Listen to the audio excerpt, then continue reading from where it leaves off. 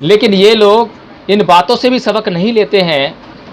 कि जब तक ये समाज में असभ्य लोग जीवित रहेंगे, अपराधी लोग रहेंगे,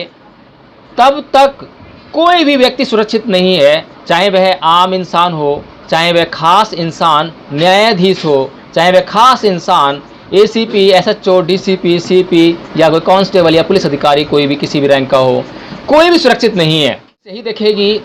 कि जो अपराध उसमें लिखा गया है क्या वह कॉग्निजेबल है। अगर वह अपराध कॉग्निजेबल है तब पुलिस उसकी एफआईआर दर्ज कर लेगी, अन्यथा एफआईआर उसमें दर्ज नहीं है।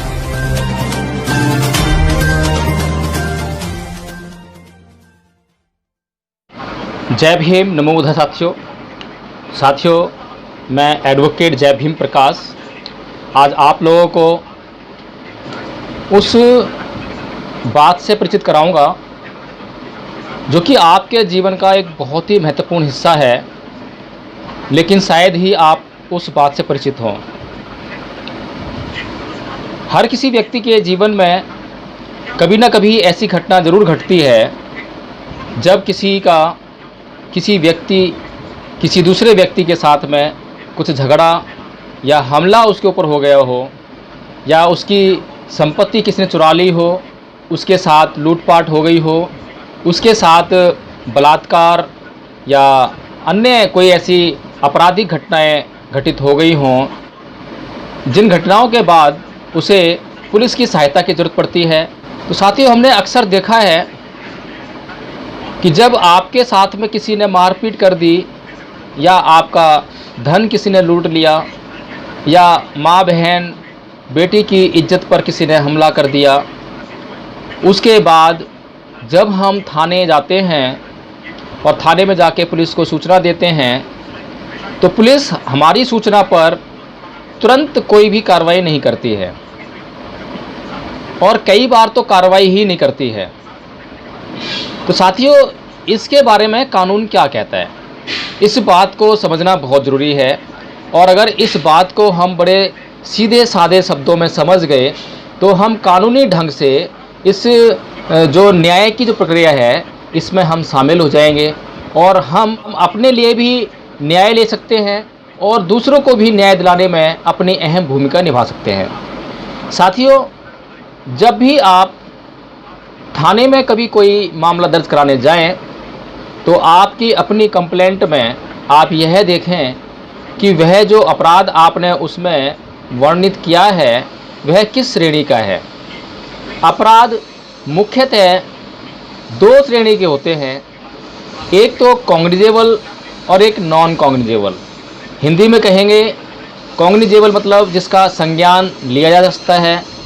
और दूसरा नॉन कॉग्निजेबल यानी कि जिसका संज्ञान नहीं लिया जा सकता। जो कॉग्निजेबल ऑफेंसेस हैं, यानी कि जिन अपराधों का पुलिस को संज्ञान लेना चाहिए, और यह इंडियन पेनल कोड में निश्चित तौर पर लिखा हुआ है कि कौन सा अपराध कॉग्निजेबल है और कौन सा अपराध नॉन कॉग्निजेबल है, यानी कि किस अपराध में पुलिस संज्ञान लेगी और आपका मामला दर्ज कर लेगी, यानी आपकी एफआईआर दर्ज कर लेगी, और कौन सा मामला ऐसा है जिसमें कि वह सीधे सीधे संज्ञान नहीं ले सकती है और आपकी एफआईआर दर्ज नहीं होगी। और जिस केस की आपकी एफआईआर दर्ज नहीं होती है, अगर कोई अपराध नॉन कॉग्निजेबल है तो उसमें एनसीआर, आपने कई बार सुना होगा कि एनसीआर कटवानी है या एनसीआर काट दी गई है, तो एनसीआर का मतलब होता है नॉन कॉग्निजेबल रिपोर्ट।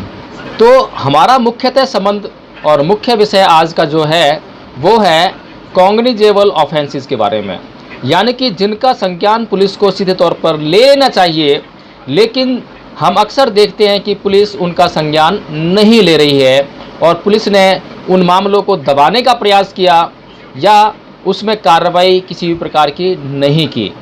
पुलिस आखिर ऐसा क्यों करती है? आप जो शिकायत पुलिस को दे रहे हैं वो दो तरह से दे सकते हैं, एक तो लिखित तौर पर और एक मौखिक तौर पर। यानी आप सीधे तौर पर पुलिस को कोई सूचना दे रहे हैं मुंह से बोलकर, तो पुलिस का यह कर्तव्य है कि यदि वह सूचना किसी कॉग्निजेबल अपराध को रिवील करती है, उसको उद्घाटित करती है, तो वह उसकी एफआईआर तुरंत दर्ज करे और उस पर कार्रवाई करे।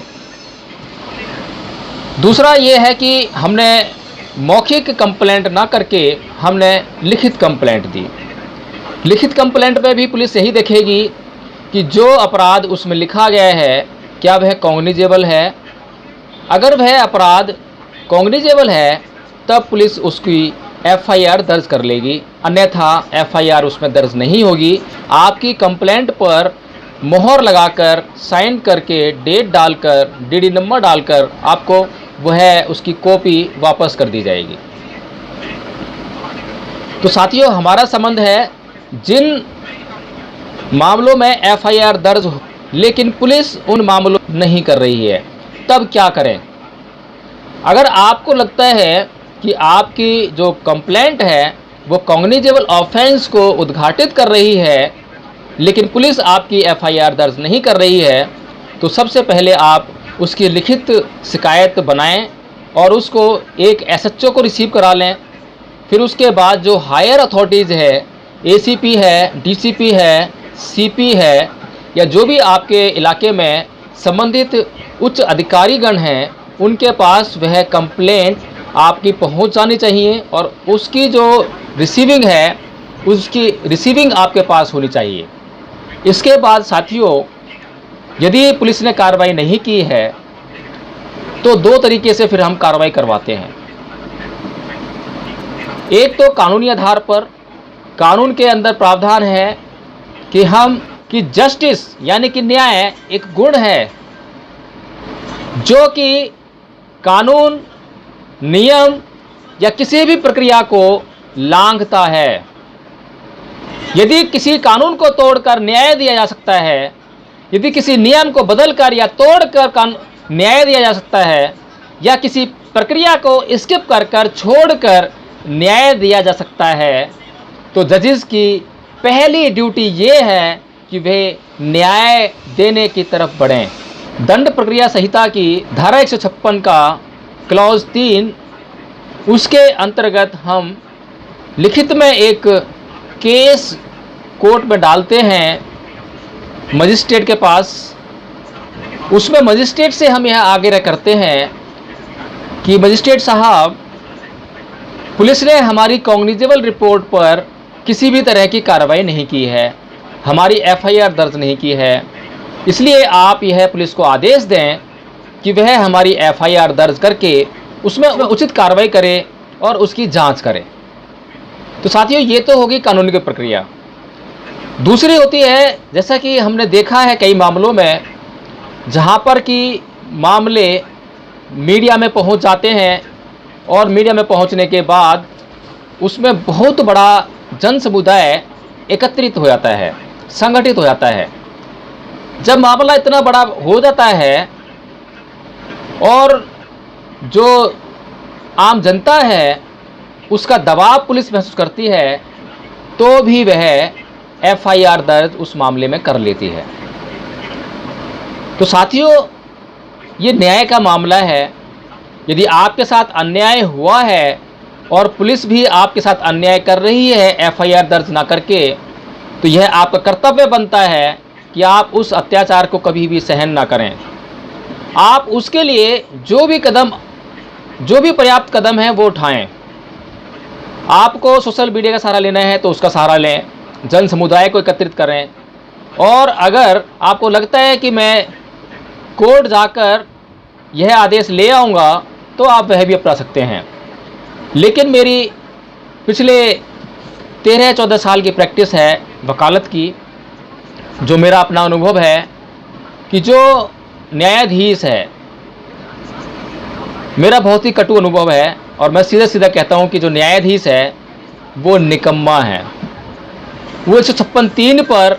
उस तरह से कार्रवाई नहीं करता है जिस तरह से कि कानून में लिखा गया है। सुप्रीम कोर्ट के बार बार कहने के बाद भी ना तो पुलिस कॉग्निजेबल ऑफेंसेस में एफआईआर दर्ज कर रही है और ना ही न्यायाधीश उसको एफआईआर दर्ज करने के लिए आदेश देते हैं।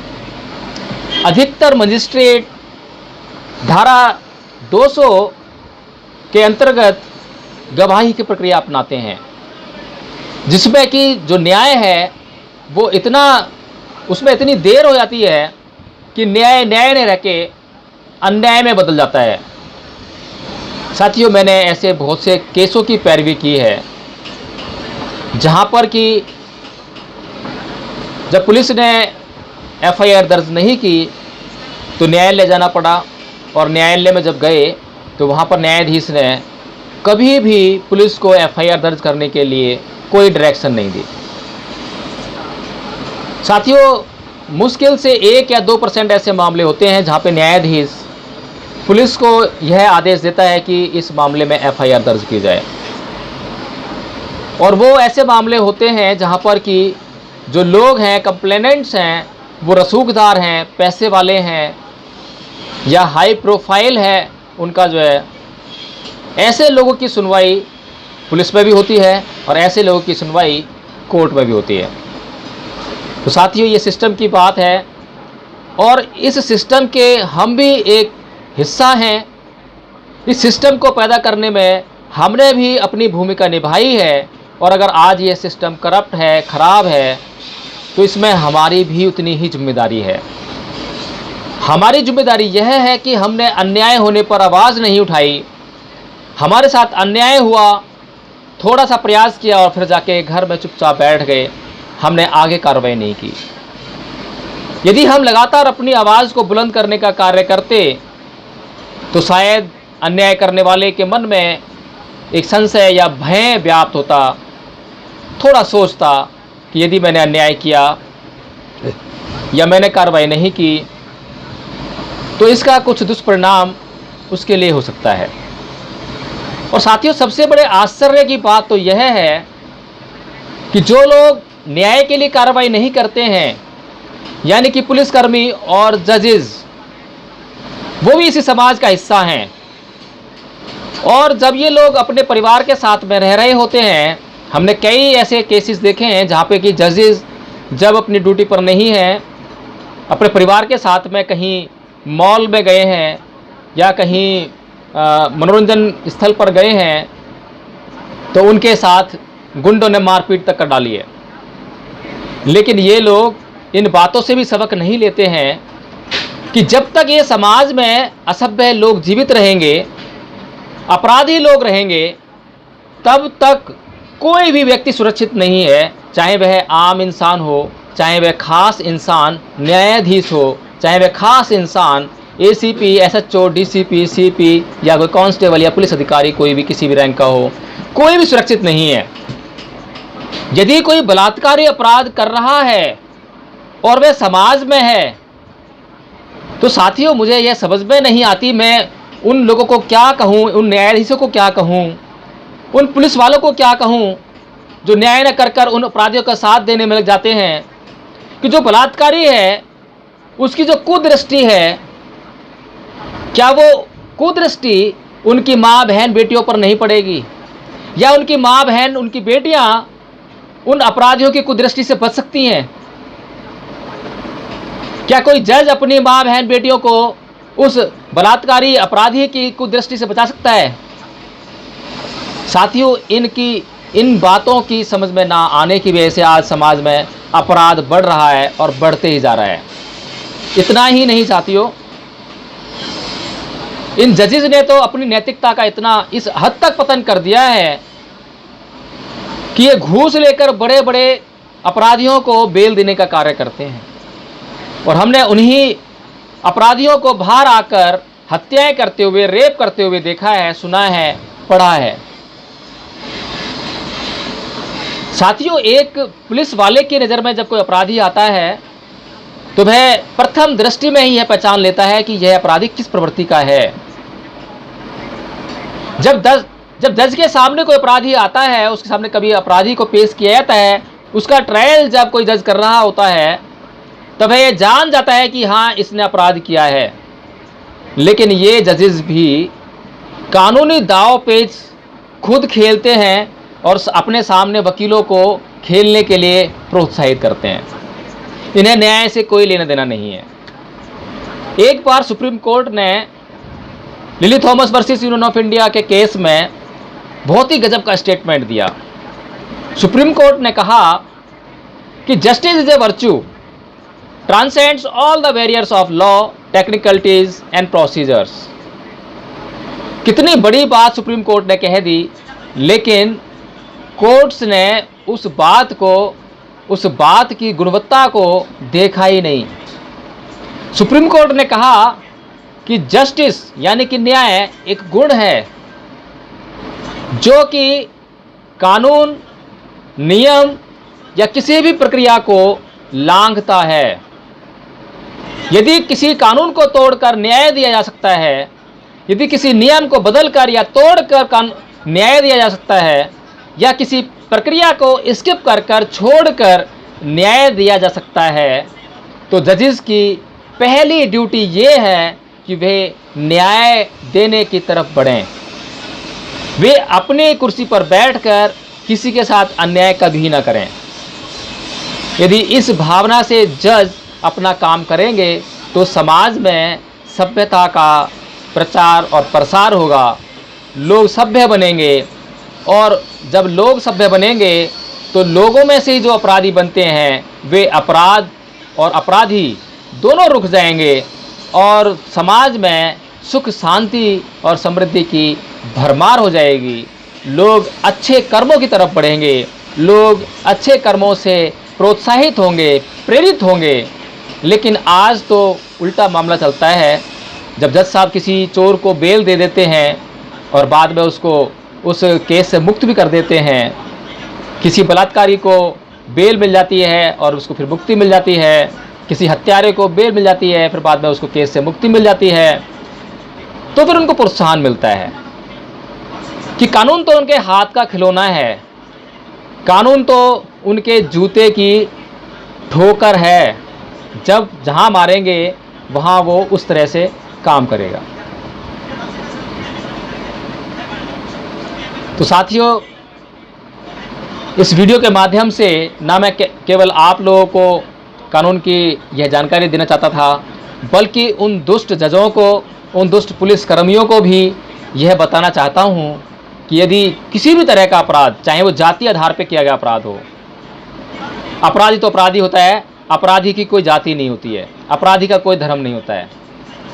अपराधी का तो सिर्फ एक ही जाति, एक ही धर्म, एक ही रूप, एक ही भाषा होती है, वो है अपराध। इस बात को जितना जल्दी पुलिसकर्मी और जजेस समझ लें, उतना ज़्यादा कल्याण इस समाज का हो सकता है। तो साथियों, मैं आशा करता हूं कि मेरी इस बात को सुनकर, इस बात को समझकर शायद कुछ बदलाव की लहर चले, और शायद कुछ जो लोग, जिन लोगों को मैंने दुष्ट कहा है, वे इस दुष्ट शब्द को सुनकर शायद अपने भीतर परिवर्तन करने की तरफ बढ़ें, और परिवर्तन कर ही डालें, तो समाज के लिए बहुत बेहतर होगा। जय भीम, नमो बुद्धाय। अपना चैनल, आपका चैनल, समाज का चैनल, देश का चैनल NB News 24/7 को आप लाइक करें, सब्सक्राइब करें और ज्यादा से ज्यादा इसकी वीडियो को शेयर करें, ताकि हर खबर को मैं आप तक आसानी से